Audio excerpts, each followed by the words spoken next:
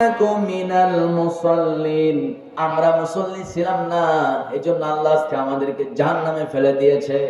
এখানে উলামায়ে কেরাম অনেকে আছেন, নবীজি কড়া মেসেজ দিয়েছেন, সেটা হলো মান তারাকা সালাতা মুতাআম্মিদান ফাকাদ কাফার, যে ব্যক্তি নামাজ ছেড়ে দিল সে তো কুফরি করে ফেললো। কুফরি করে কারা? যারা কাফের, ঠিক কি না? আর যারা কাফের তারা যাবে জান্নাতে না জাহান্নামে? ও ভাই, জাহান্নামে চলে যাবে। পাঁচটা ওয়াক্ত নামাজ যদি আপনি ঠিকমতো আদায় করতে পারেন, আমার মায়েরা, আমার যুবক তরুণ ভাইয়েরা, মুখে আপনার ফেস ওয়াশ মাখতে হবে না, চনো পাউডার মাখতে হবে না।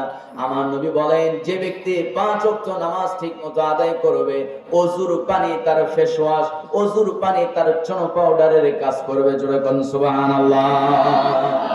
আমার বন্ধুগণ, আমার ভাইয়েরা, ফজর নামাজ আযান হয়ে গেছে, মসজিদে যাবেন, ওযু বানাবেন, নামাজে দাঁড়িয়ে যাবেন। হায় হায়, ফজর নামাজের পর যারা নিয়মিত যারা ফজর নামাজ আদায় করেন, নামাজ পড়ে যখন বাইরে বের হবেন, রাস্তায় একটু হাঁটবেন, দেখবেন পূর্ব দিগন্তে সূর্যটা লাল বর্ণ আকার ধারণ করে আস্তে আস্তে উদিত হচ্ছে। কার হুকুমে? আস্তে বলবেন না, কার হুকুমে?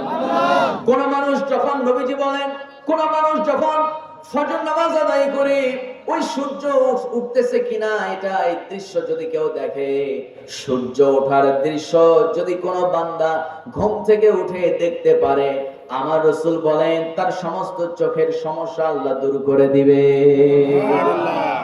আমার দেশে মাত্র ক্লাস 3, ক্লাস 4, 5 এ পড়ে হাই পাওয়ারের চশমা পড়ে, আছে না নাই?